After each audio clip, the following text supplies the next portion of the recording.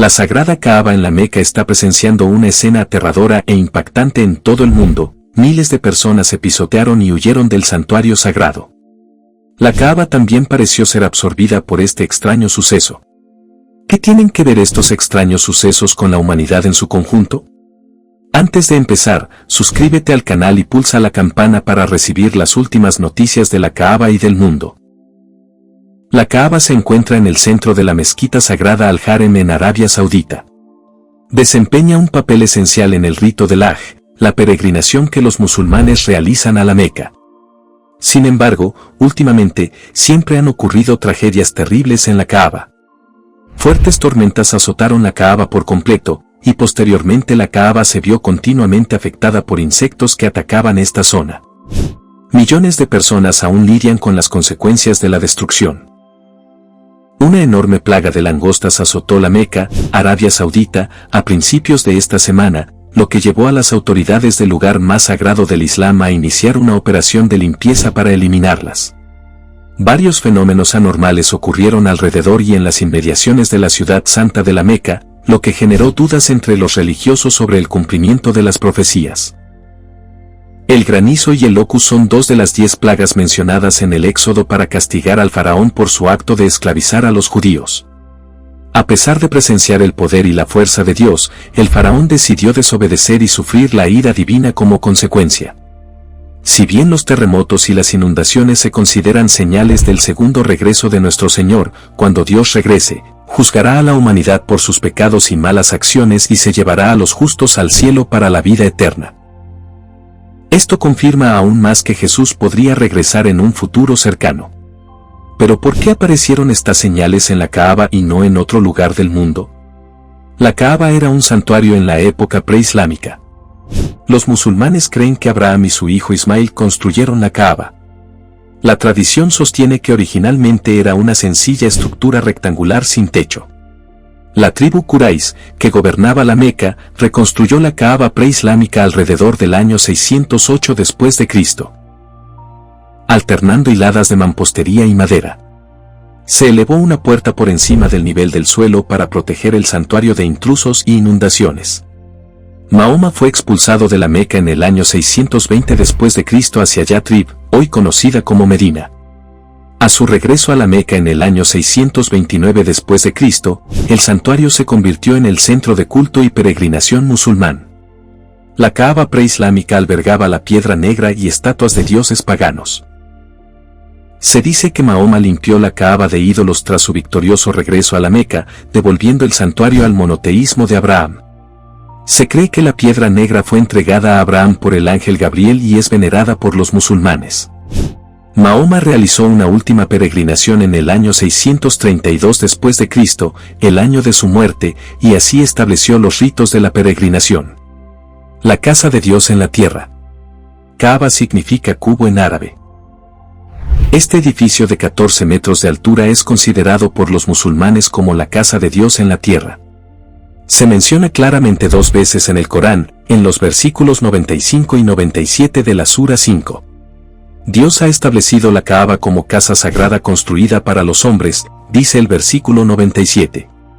Ubicada en el centro de la Meca, la tradición musulmana la considera conectada con la Kaaba celestial.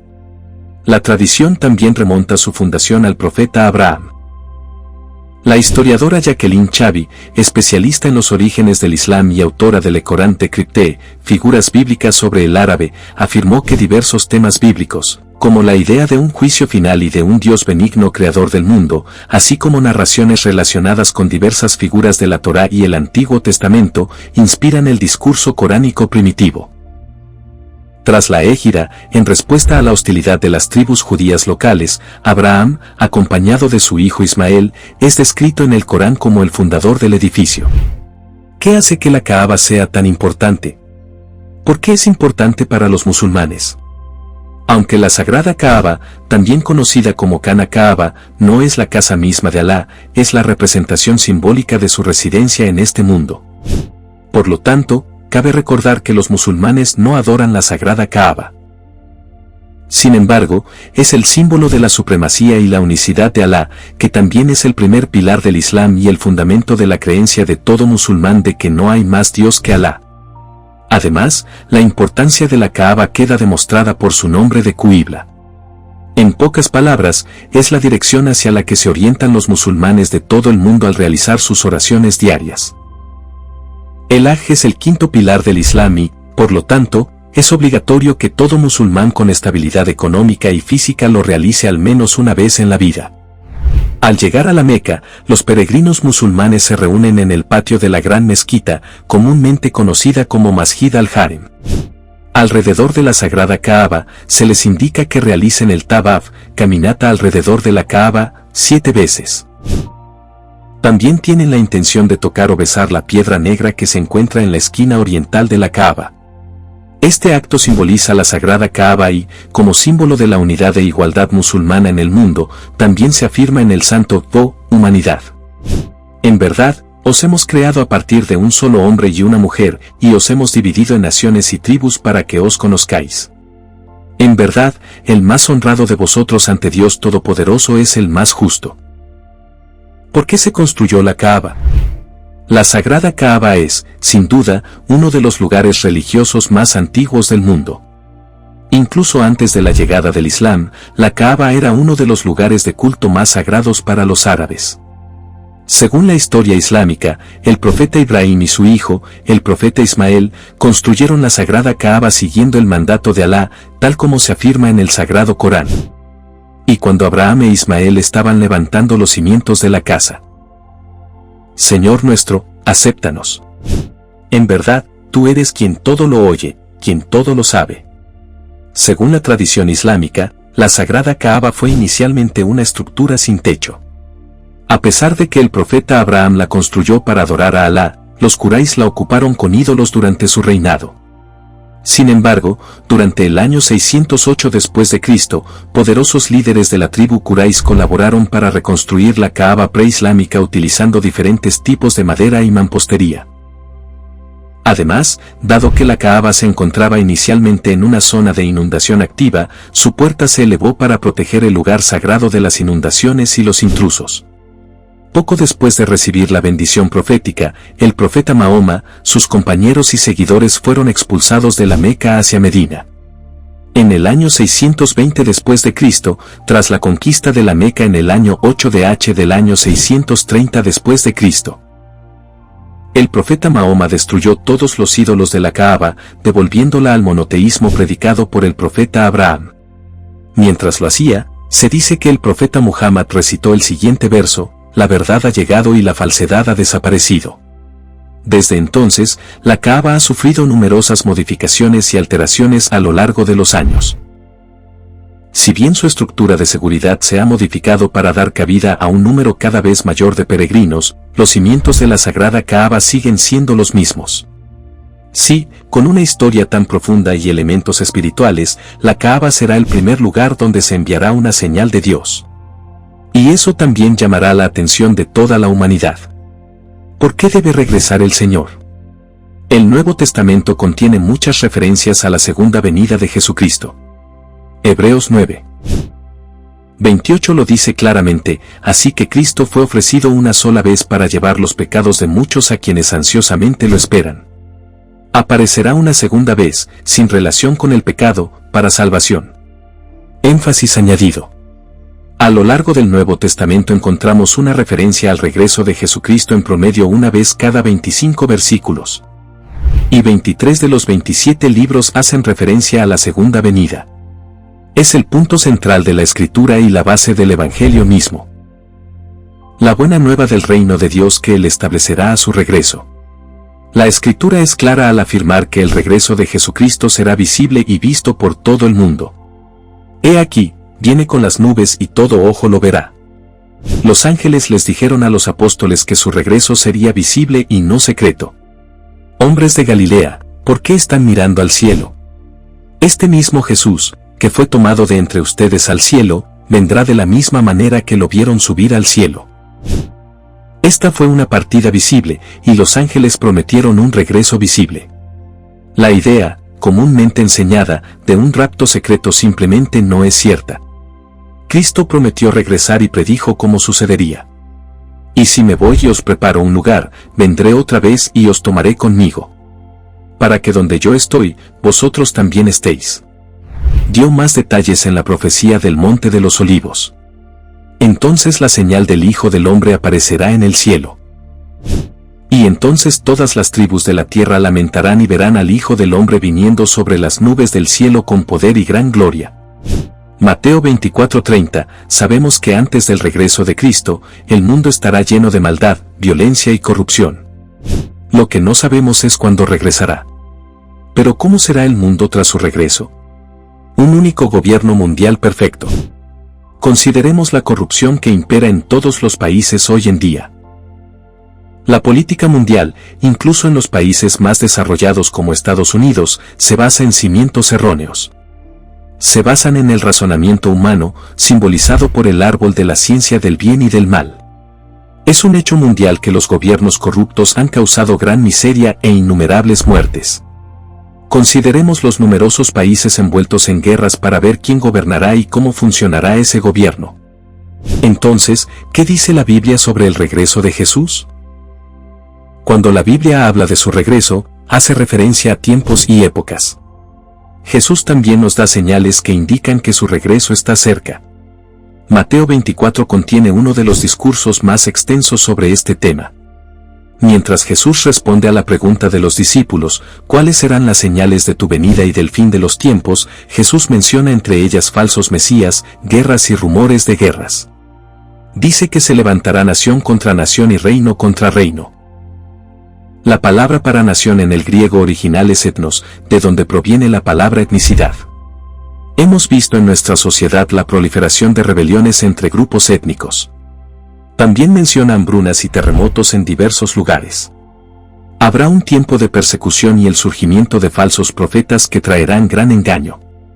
Por estas cosas, muchos se apartarán. El amor de muchos se enfriará. En este ambiente, el mensaje del Evangelio se predicará hasta los confines de la tierra, y entonces llegará el fin. El desafío para comprender señales de esta naturaleza radica en que existen diversos momentos de la historia humana con los que podríamos relacionarlas, incluyendo la época en la que vivimos. Esto subraya aún más el problema que enfrentan los estudiosos de la Biblia para determinar dónde nos encontramos en el calendario profético. Además, aunque Jesús indica lo que sucederá antes de su venida, nunca dice cuánto tardarán en suceder estas cosas. En resumen, solo nos queda la idea de que Jesús vendrá pronto, aunque no sabemos cuánto tardará. Pronto es como prepararnos para el regreso del Señor. La salvación es un regalo gratuito de Dios basado en su gracia. Sin embargo, solo se da a quienes lo piden. Si nunca le has pedido a Jesús su salvación y el perdón de tus pecados, pídelo ahora. Parece tan sencillo. Y lo es. Simplemente reconoce que eres pecador y luego declara con tu boca que Jesús es el Señor, y cree en tu corazón que Dios lo resucitó de entre los muertos e invítalo a tu vida. Cuando recibes a Cristo, recibes su Espíritu. A menudo, la gente reza la oración de salvación, pero sus vidas nunca cambian. Las Escrituras nos instruyen a ser llenos del Espíritu Santo. El apóstol Pablo escribió que debemos ser llenos del Espíritu. Siempre que se da esta instrucción en las Escrituras, se entiende que la llenura del Espíritu Santo debe suceder una y otra vez. Ahora bien, para que quede claro, no significa que recibas más del Espíritu Santo. Significa que Él recibe más de ti. En otras palabras, le das cada vez más control al Espíritu de Cristo que mora en ti. Un buen hábito es orar cada mañana pidiendo ser lleno del Espíritu Santo. Luego, puedes repetir esa oración a lo largo del día, según lo que suceda. Nunca debimos recorrer nuestro camino cristiano solos. Al convertirte en creyente, fuiste invitado a pertenecer a la familia de Dios. Su deseo para ti es que seas un participante activo en el cuerpo de Cristo. Esto puede incluir cosas como formar parte de tu iglesia local, unirte a un grupo pequeño y ser vulnerable con otros creyentes. El escritor de Hebreos escribió que, como creyentes, debemos animarnos unos a otros diariamente hasta que el Señor regrese.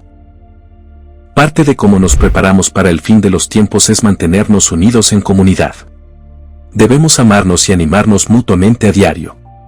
Al hacerlo, el cuerpo de Cristo se fortalece. Todo esto es importante.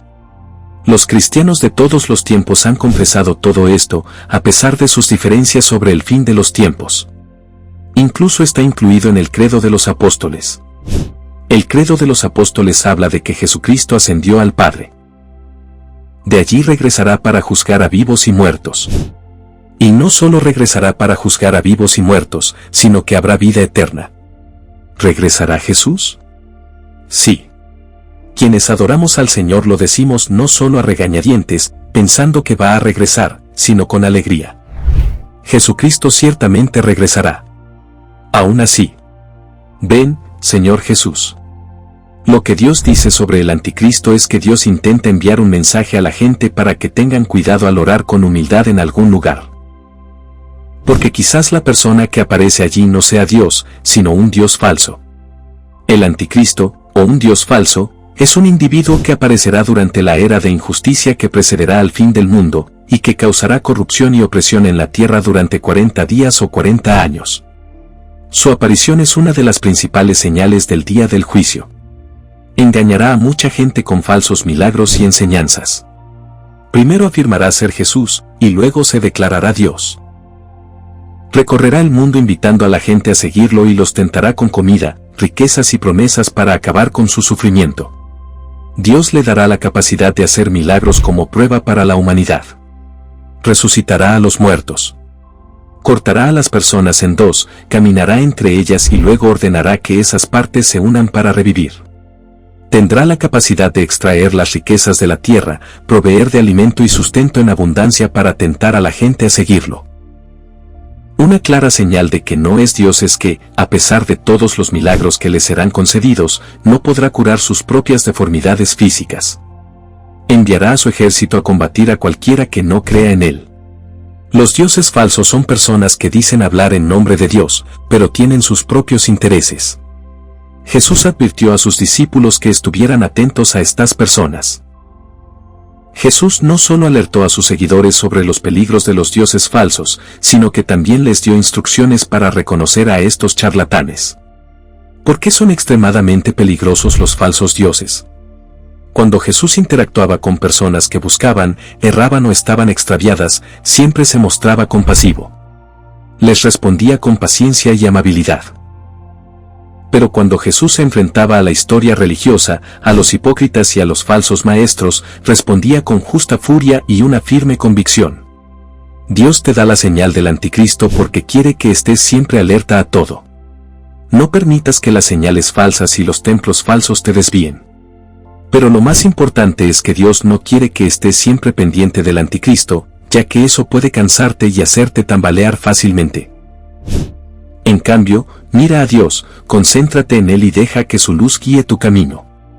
Por ahora, algo impide que el anticristo ascienda al poder. Este poder superior que lo frena finalmente será eliminado de la tierra y el anticristo tomará el control del mundo. Pero Dios lo matará y juzgará a quienes no creyeron en Él. Según Jesús, habrá un gran duelo cuando el Hijo del Hombre regrese, pues todos lo verán, incluyendo a quienes lo traspasaron y a toda la humanidad. La cizaña será cosechada primero y quemada, lo que indica un juicio o castigo para quienes se oponen al sacrificio expiatorio de Jesucristo. Así que sigue creyendo en lo que Dios ha dispuesto. Él preparará todo para ti antes de su regreso. Lo que necesitas hacer es estar alerta y reconocer las señales que Dios intenta enviarte. Al mismo tiempo, oremos con diligencia pidiendo que estemos alerta y preparemos nuestros corazones para recibirlo de nuevo. Desastres naturales, Mateo 24, 7b, 8. Y habrá hambrunas, pestes y terremotos en diversos lugares. Todo esto es el principio de dolores. Otras traducciones de la Biblia hablan del comienzo de los dolores de parto. Los dolores de parto se duplican en frecuencia e intensidad. Persecución de los cristianos, entonces os entregarán a tribulación, os matarán y seréis odiados por todas las naciones por causa de mi nombre. La persecución en los últimos días será por el nombre de Jesús. No les importa si oras, solo que no menciones ese nombre. Puedes estar a favor de una religión, pero omites el nombre de Jesús. ¿No es cierto? Apostasía, Mateo 24:10, y entonces muchos se ofenderán, se traicionarán y se odiarán unos a otros. Cuando la persecución se intensifique, la gente abandonará la Biblia. Predicando a Cristo, honrando a las iglesias, el apóstol Juan dijo que salieron de nosotros, pero no eran de nosotros. Porque si hubieran sido de nosotros, habrían permanecido con nosotros. Pero salieron para que se manifestara que ninguno de ellos era de nosotros. Muchas iglesias están llenas de evangelismo accesible. No hay redención por sangre, ni señorío de Cristo, ni arrepentimiento, ni infierno eterno, ni seguir a Jesús hasta la muerte. Cuando comience la persecución, se irán porque son iglesias de personas vacías que nunca han conocido a Cristo. Falsos profetas. Entonces surgirán muchos falsos profetas y engañarán. Muchos falsos cristos son religiosos, pero los falsos profetas no tienen por qué serlo. Un falso profeta es cualquiera que habla con autoridad y dice, esto está bien, esto está mal. El mundo está lleno de ellos. La marca de un falso profeta es el interés propio. Un verdadero profeta no habla de interés propio, sino del interés de Dios Todopoderoso. La depravación y la maldad abundarán, y el amor de muchos se enfriará. La tasa de criminalidad se dispara. Para más información, lea las noticias. Porque abundan la iniquidad y el pecado, el amor se enfría.